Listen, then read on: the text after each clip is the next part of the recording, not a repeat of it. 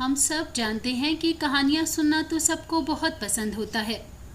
اگر آپ کو بھی ہماری کہانیاں پسند ہیں تو ہمارے چینل کو لائک کریں اور سبسکرائب کر دیں اور بیل نوٹیفیکیشن کو بھی آن کر دیں تاکہ ہماری مزیدار کہانیاں آپ کو بر وقت ملتی رہیں۔ تو چلیے شروع کرتے ہیں آج کی کہانی۔ ایک دفعہ کا ذکر ہے کہ ایک تاجر دور دراز کا سفر کرنے کی تیاریاں کر رہا تھا۔ سفر پر روانگی سے پہلے اس نے اپنی پیاری سی بیٹی سے پوچھا، جس کا نام رانی تھا، کہ رانی، واپسی پر میں تمہارے لیے کیا چیز لے کر آؤں؟ میرے لیے آپ خیریت سے واپس آ جانا اور ایک سرخ گلاب میرے لیے لانا۔ رانی نے جواب دیا۔ تاجر سفر پر روانہ ہو گیا۔ راستے میں اسے طوفان نے گھیر لیا اور وہ راستہ بھول گیا۔ آخر کار وہ ایک ایسے محل کے پاس جا پہنچا جو قطعی نا انجان سا تھا۔ اس کا دروازہ کھلا ہوا تھا۔ تاجر نے اندر جانے کے لیے قدم بڑھائے اور آواز لگائی کہ کیا اندر کوئی ہے، لیکن اس کو جواب نہ ملا۔ بس خوفناک ہوا کی سرسراہٹیں تھیں جو اس کے دل کو دہلا رہی تھیں۔ لوازمات سے بھری میز دیکھ کر تاجر حیرت زدہ رہ گیا۔ وہ بہت زیادہ بھوکا تھا، اسی لیے بغیر سوچے سمجھے منو سلوا پر ٹوٹ پڑا۔ کھانے کے بعد اس کو نیند کی طلب ہونے لگی۔ ادھ کھلے دروازے سے اس کو ایک پلنگ نظر آیا اور وہ جا کر اس پر سو گیا۔ نیند پوری کرنے کے بعد جب وہ جاگا تو اسے نفیس کپڑوں کا جوڑا دکھائی دیا، تو اس نے اسے پہن لیا۔ ناشتہ اطمینان سے کرنے کے بعد وہ اپنے گھوڑے کی تلاش میں باہر نکلا۔ تب اس کو اپنی بیٹی رانی سے کیا ہوا وعدہ یاد آیا، تو اس نے وہیں سے گلاب کا پھول توڑ لیا۔ پھول توڑتے ہی اس کو ایک دھاڑ سنائی دی اور ایک عجیب الخلقت جن دکھائی دیا۔ میں نے تمہاری مہمان نوازی کی، اچھے سے برتاؤ کیا، اور تم اس کے بدلے میں میرے گلاب کے پھول چوری کر کے لے جا رہے ہو۔ تاجر اس کے قدموں سے لپٹ گیا اور اپنے لیے رحم کا طلبگار ہوا۔ میں تم کو معاف کر سکتا ہوں اگر تمہاری بیٹی رانی یہاں آ کر میرے ساتھ رہے، اس جن نے غصے سے کہا۔ تاجر افسردہ سا دل لے کر واپس اپنے گھر پہنچا اور اپنی بیٹی رانی کو اس محل اور اس جن کا سارا قصہ سنایا۔ تو وہ کہنے لگی، آپ بالکل پریشان نہ ہوں۔ اس نے بہادری سے باپ کو تسلی دے کر کہا، میں اس جن ذات کے ساتھ جا کر رہوں گی۔ مجھے یقین ہے کہ وہ مجھے کوئی نقصان نہیں پہنچائے گا۔ اس کا باپ اس بات پر بالکل راضی نہیں تھا، لیکن رانی نے اسے منا لیا۔ دوسرے دن رانی نے اپنی کچھ ضروری چیزیں اور کپڑے لیے اور جانے کی تیاری کی۔ خود بھی وہ اچھی طرح سے تیار ہوئی تاکہ دیکھنے والا اسے دیکھ کر متاثر ہو جائے۔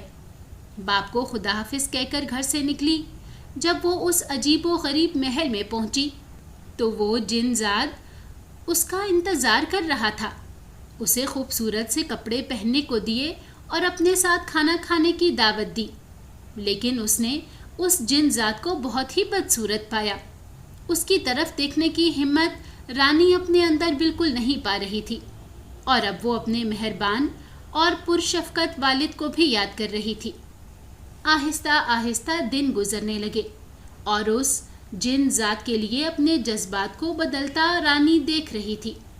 وہ بہت ہی بدصورت تھا، لیکن دوسرے کی مشکل کو سمجھنے والا اور مہربان دل کا مالک تھا۔ جب وہ دونوں محل کے باغ میں چہل قدمی کے لیے نکلتے تو جانور اس کو دیکھ کر خوش ہو جاتے۔ وہ ان کا کچھ نہ کچھ کھانے کے لیے دیتا اور ان سے شفیق لہجے میں بات کرتا۔ رانی کے جذبات میں جیسے ہی اس کے لیے تبدیلی آئی، وہ اس کی محبت میں گرفتار ہو گیا۔ وہ اپنے آپ سے کہتا کہ اب وہ رانی کو شادی کی پیشکش کرے گا، لیکن وہ میرا خیال کیوں کر رکھ سکے گی؟ میں تو ایک جن زاد ہوں۔ ایک دن اس نے رانی کو ایک آئینہ تحفے میں دیا اور کہا کہ اس میں دیکھو، یہ تم کو وہ چیز دکھائے گا جو تم دیکھنے کی خواہش رکھتی ہو۔ رانی نے اس آئینے میں دیکھا تو اسے اپنا باپ نظر آیا جو بستر میں پڑا بخار میں پھینک رہا تھا۔ میں ابھی ان کے پاس جاؤں گی، وہ جنزاد اسے ناراض اور ناخوش نہیں دیکھ سکتا تھا، اس لیے اس نے رانی کو آزاد کر دیا۔ رانی کی دیکھ بھال کی وجہ سے اس کے والد بالکل ٹھیک ہو گئے اور دوبارہ صحت پا لی۔ اب دونوں باپ بیٹی خوشی سے سرشار اکٹھے رہنے لگے۔ تبھی ایک دن اس جن ذات کا خیال رانی کے ذہن میں بیدار ہوا تو اس نے اسی آئینے کو نکال کر اس میں دیکھا تو اس سے وہ بہت اداس اور بجھے دل کے ساتھ گھاس پر لیٹا ہوا دکھائی دیا۔ اس نے اب فوراً اپنا گھوڑا نکالا اور محل کی طرف روانہ ہو گئی۔ اے جنزاد، میں نہیں جانتی تھی کہ تم سے محبت کرنے لگ گئی ہوں۔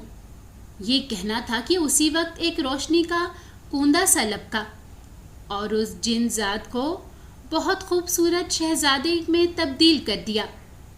اب اس نے رانی کو بتایا کہ اس پر کالا جادو کیا گیا تھا۔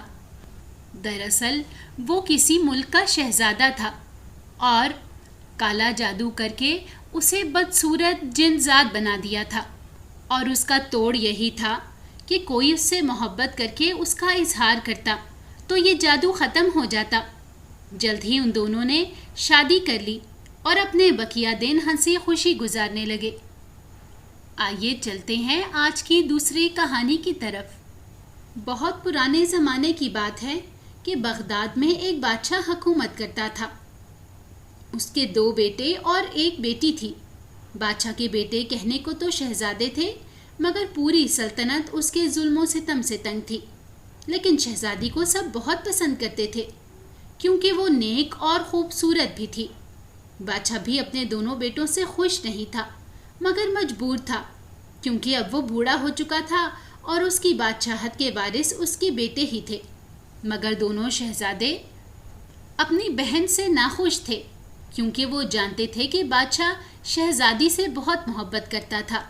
اسی لیے دونوں نے ایک دن شہزادی کو قتل کرنے کا پلان بنایا اور ایک دن شکار کے بہانے سے شہزادی کو ساتھ لے گئے اور واپسی پر شہزادی کو ایک گہرے کنویں میں پھینک دیا، جس سے شہزادی کو بہت چوٹیں آئیں اور وہ بے ہوش ہو گئی۔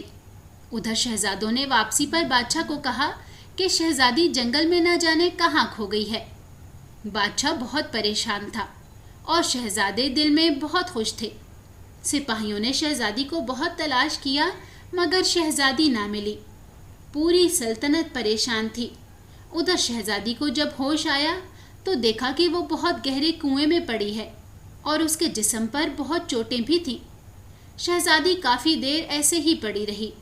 اچانک شہزادی کو ایک آواز آئی۔ شہزادی گھبرا گئی مگر پھر اس نے دیکھا کہ ایک بونا کنویں میں اندھیرے کونے میں پڑا ہے اور اس کا سارا جسم رسیوں سے جکڑا ہوا ہے۔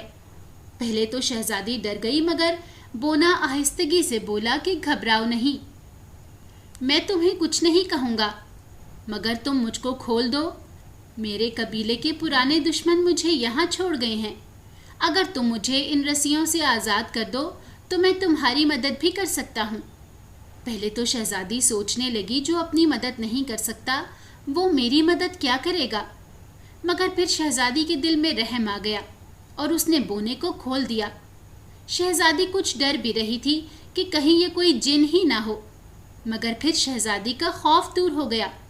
بونا آزاد ہونے کے بعد شہزادی کے قریب آیا اور شہزادی کی ساری کہانی بونے نے سنی اور کہنے لگا کہ تم پریشان مت ہونا، اب میں آزاد ہو گیا ہوں، اب سب ٹھیک ہو جائے گا۔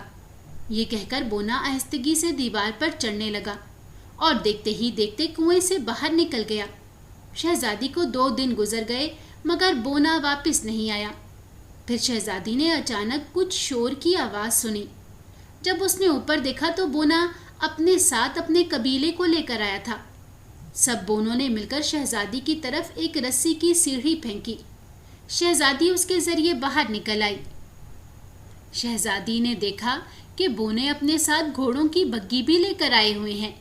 شہزادی اس میں سوار ہو کر جب دربار میں پہنچی تو اس نے دیکھا کہ بادشاہ غمزدہ بیٹھا تھا۔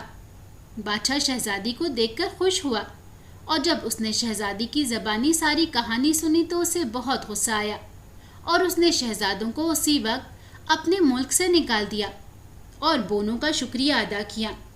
تبھی وہ بونا کہنے لگا، دراصل میں جن زاد ہوں، میرے قبیلے کے دشمنوں نے مجھے اس کنویں میں قید کر دیا تھا اور شہزادی نے مجھے آزاد کرایا ہے، تو میرا بھی فرض تھا کہ میں شہزادی کی مدد کروں، اور اس لیے میں نے شہزادی کی مدد کی۔